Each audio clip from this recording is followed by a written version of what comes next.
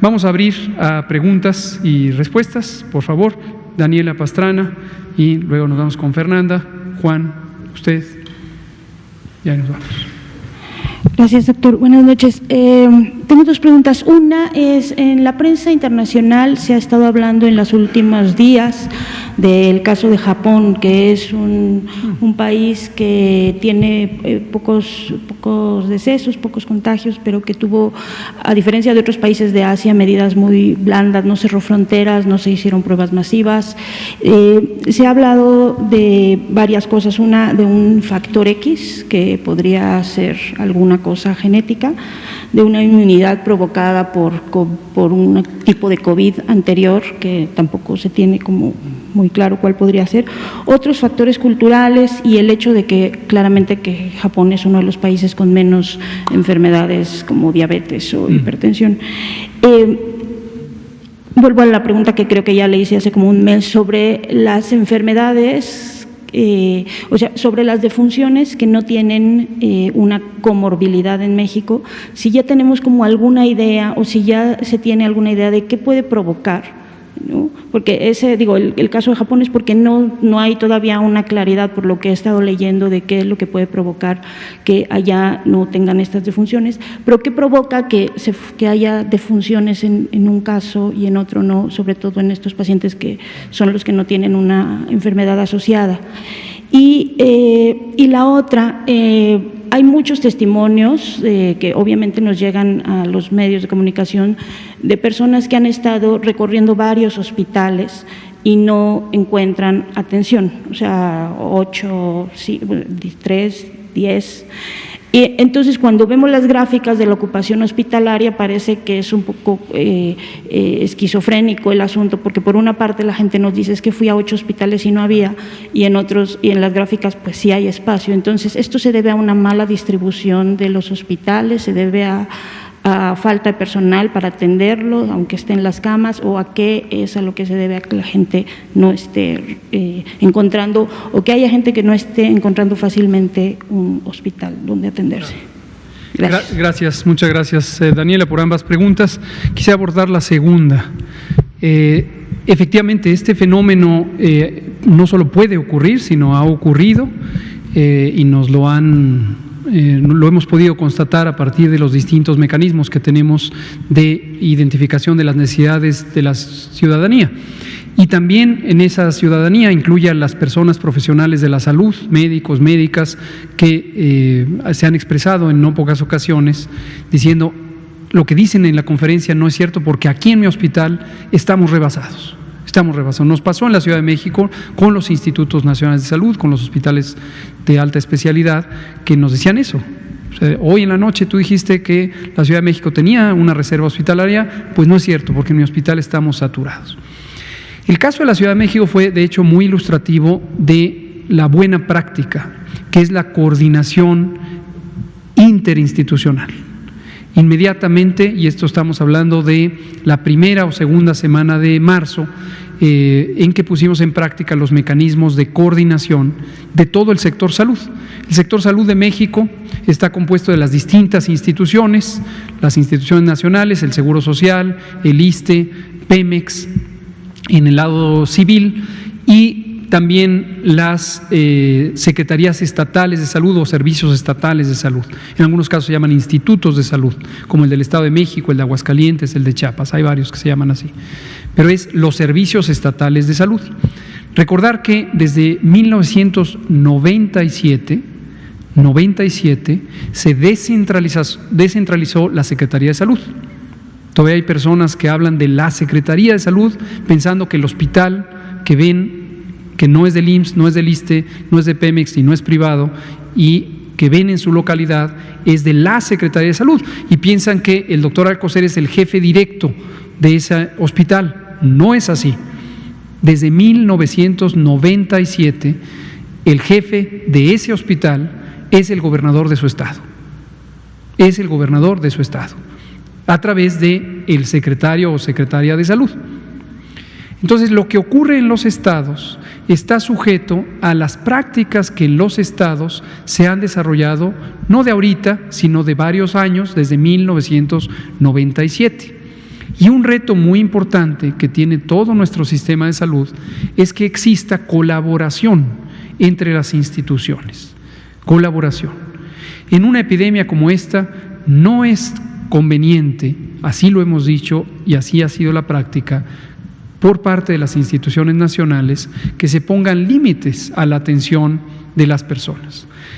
Desde esas semanas de las que estoy hablando, durante marzo, resolvimos que se firmara un convenio entre las distintas instituciones de salud, el IMSS, el ISSSTE, Pemex y los servicios estatales de salud, por supuesto también la Secretaría Federal, la Secretaría de Salud Federal, para que existiera un inmediato intercambio de servicios para COVID. Al momento solo 7 estados lo han firmado, solo 7. El IMSS firmó, el ISSSTE firmó, Pemex firmó, el secretario de Salud del Gobierno de México firmó, y solo 7 estados firmaron. Y esto lo que impide a los estados que no firmaron, que son la mayoría, es que haya un fluido intercambio de servicios. ¿Qué quiere decir fluido intercambio de servicios? Que si a las 3 de la mañana el hospital civil, el hospital general de la ciudad en la que usted reside está lleno, que usted pudiera ir al hospital del Seguro Social que esté vacío. O viceversa, si usted es una persona asegurada, pero resulta que el hospital del Seguro Social que usted identificó y que es un hospital COVID está lleno, que usted pueda ser recibido sin traba alguna en un hospital del ISSSTE o de Pemex o de la Secretaría de Salud del estado donde usted vive. Entonces, esto es muy importante porque estamos con esta traba y la realidad es que para que se pueda hacer ese intercambio de servicios se requiere una participación ordenada por parte del gobierno estatal para intercambiar servicios y turnar a las personas a donde deben estar. Existe un mecanismo y ahora que cambiamos este modelo de comunicación, otra característica es que vamos a empezar a tratar temas concretos, así como lo hemos hecho, pero ahora nos hemos hecho a la tarea de programar varios temas.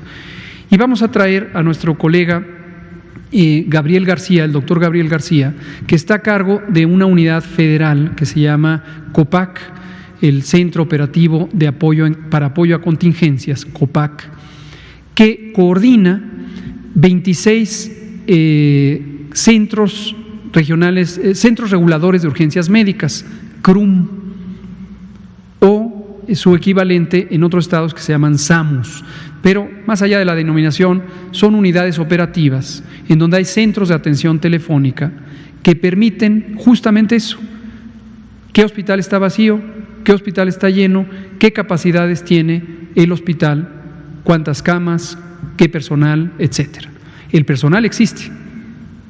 Recordar que hemos hecho un esfuerzo desde el inicio y ya hemos reclutado 50,000 profesionales de la salud, que no había. Nos faltan 240,000 personas, pero logramos reclutar para COVID a 50,000. Entonces los mecanismos existen, pero sí se requiere que se usen apropiadamente y de una forma más eficiente al interior de las entidades federativas.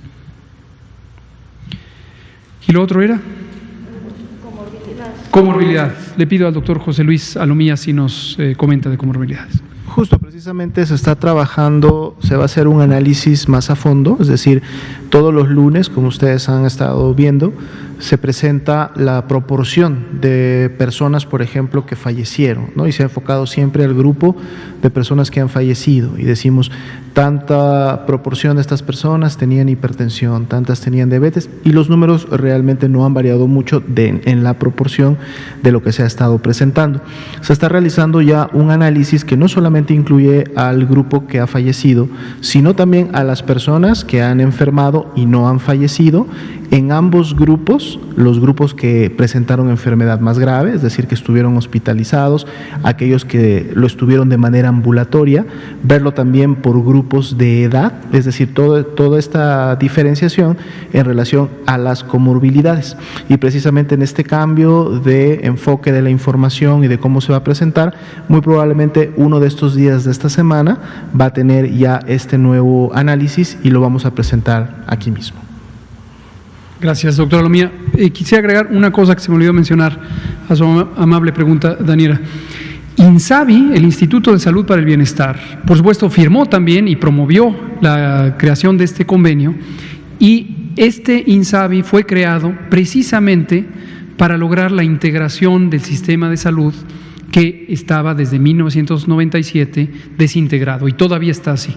Pero a lo largo del operativo COVID, el INSABI ha tenido un papel clave, porque hemos tenido una sola dependencia, una sola institución que nos permite tener respuestas ágiles a estas situaciones de emergencias. El reclutamiento del personal, el aseguramiento de los equipos, los ventiladores que se han distribuido, todos los hemos adquirido a nivel federal y se han transferido a los estados. Algunos estados se encargaron también de hacer sus propias compras en su momento, lo cual es muy oportuno, pero el INSABI ha estado en todo momento al pendiente de adquirir los equipos de protección personal, los ventiladores, de reclutar el personal y de brindar el apoyo a todas las entidades federativas. Entonces también eso es algo importante, porque cuando empezó la epidemia de COVID, otra de las trabas que teníamos es un sistema que estaba sobrefragmentado, que no estaba coordinado, y hoy tenemos el empeño de que esté mejor coordinado. Muchas gracias. Juan Hernández y Fernanda. Creo que le había dicho primero a Fernanda, pero bueno. Fernanda. Gracias, doctor. Fernanda para Glucosa Atómica. Preguntarle sobre lo que ha mencionado respecto a los lugares que abrirán este año para el ENARM. ¿Tendrá ya información preliminar de las plazas y países donde se enviará a los médicos a estudiar una especialidad, o cuándo sería que esté disponible esta información? Y una pregunta más. ¿Las personas que se recuperan o se curan de COVID pueden volver a infectarse después de cierto tiempo? ¿O qué evidencia hay al respecto? ¿O qué medidas deben seguir ellos? Y si pueden salir a la calle sin algún riesgo después de haberse curado. Gracias. Muchas gracias, Fernanda. Sobre el reclutamiento del personal de salud y este nuevo plan, en donde vamos a tener 10,000 más plazas, 10,000 plazas adicionales para el entrenamiento de médicas y médicos especialistas. Tenemos toda la información. Este es un programa que estableció el INSABI precisamente a través del doctor Alejandro Esbarch, y ya dijimos que vamos a invitar al doctor Esbarch para que nos haga un recuento de en qué consiste este programa. Ya lo ha presentado algunos martes en el Pulso de la Salud, pero que nos haga una actualización. Y sobre volverse a infectar. Gracias por recordar esta pregunta. Vale la pena estarla haciendo periódicamente para ver si ya hay evidencia diferente. Todavía no, en el mundo entero todavía no se tiene certeza de que la infección por el virus SARS-CoV-2 causante de COVID permita tener inmunidad permanente. Se piensa en su mayoría que es lo más probable, y cuando se piensa que es lo más probable es por la experiencia con otros coronavirus. Hay otros 6 coronavirus que causan enfermedad leve y que han estado desde hace decenas de años, algunos centenas posiblemente de años, en la población humana. Hay 2 coronavirus adicionales, el 7 y el 8, que causaron sendas epidemias, la de SARS, llamada SARS-1, que empezó en China, también en China, en el sureste de China en 2002, y el MERS, el coronavirus del Medio Oriente, que empezó en la península arábiga en 2011. No se sabe, por lo tanto, en este momento con certeza si la infección por el virus SARS-CoV-2 causante de COVID, bueno, en otras palabras, si haber tenido COVID ya me deja protegido. No se sabe. Entonces no hay que confiarse, y esta falta de conocimiento a nivel mundial es lo que ha hecho que la Organización Mundial de la Salud sea muy clara en no recomendar la idea del pasaporte inmunitario. Esta idea del pasaporte inmunitario es la que algunas personas o algunas organizaciones en el mundo han pensado que se podría usar el hacer pruebas de anticuerpos contra el virus causante de COVID y quien saliera positiva o positivo, decirle, adelante, tú puedes regresar al trabajo. Las empresas privadas, por ejemplo, en varios países y también aquí en México, han externado esta idea. Algunos gobiernos estatales han externado esta idea. Voy a hacer pruebas, test, y esto me va a permitir detectar quién ya tuvo y esas personas que regresen tranquilamente al trabajo. No es el caso, no hay un fundamento científico para esa práctica. La Organización Mundial de la Salud, desde el 24 de abril, hizo un pronunciamiento explícito sobre esto, recomendando que no se considere las pruebas de anticuerpos como demostrativas de la historia de infección, y mucho menos que se considere que la historia de infección es garantía de que no nos volveremos a infectar. Hasta hoy, 5 de julio, esa es la perspectiva. La recomendación que ha hecho la Organización Mundial de la Salud sigue vigente en ese mismo sentido. Y esta semana vendrá el doctor Alcocer a hablarnos de la inmunología de COVID y nos va a explicar esto. Juan Hernández, por favor. Rápidamente, Juan Hernández del periódico Basta del Grupo Cantón. Se está manejando en redes sociales que el hecho de haber mencionado en toda esta explicación de las enfermedades crónico-degenerativas, del consumo de alimentos de productos chatarra, de estos productos industrializados, tanto por el presidente como por usted, que es una forma de intentar evadir su responsabilidad. ¿Qué le responde a estos personas, llámese de todo el gremio, ya sea periodístico, ya sea políticos, ya sea de que están haciendo este tipo de señalamientos, ¿no? ¿Cuál sería en este caso la postura del gobierno federal frente a este tipo de aseveraciones? Gracias. Muchas gracias. Aprovecho para felicitarle de su cumpleaños, que fue ayer. Felicidades, feliz cumpleaños, Juan. ¿Qué respondo? Pues nada, qué bueno que haya libertad de expresión en México. Las redes sociales son un instrumento más y qué bueno que la gente se exprese. A veces la gente se expresa porque tiene una idea que comunicar y la idea puede ser útil a la sociedad. Cuando eso ocurre, qué bien, la persona está haciendo un bien a la sociedad. Hay veces que no es así, hay veces que la gente se expresa porque tiene un sentimiento y los sentimientos a veces son de distinto tipo. Hay sentimientos de enojo, hay sentimientos de odio incluso.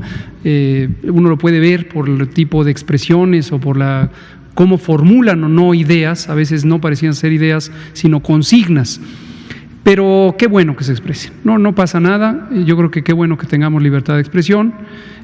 Yo felicito al pueblo de México por el excelente trabajo que hace en mantenerse atentas a la información que está basada en técnica, en ciencia, en evidencia y que responden positivamente a el comportamiento útil para ustedes mismas, para su comunidad, para su familia, que nos va a llevar a ir conduciendo esta epidemia de acuerdo a los recursos que existen en México y los que vamos desarrollando, como la reconversión hospitalaria, como las intervenciones de salud pública, como esta nueva fase de programas comunitarios que varios estados iniciaron, la Ciudad de México, Chiapas, Aguascalientes, Tlaxcala y otros. Muchas gracias. Son las 20 horas en punto, 5 de julio. Aquí termina la conferencia de prensa sobre COVID-19. Muchas gracias. Quédate en casa.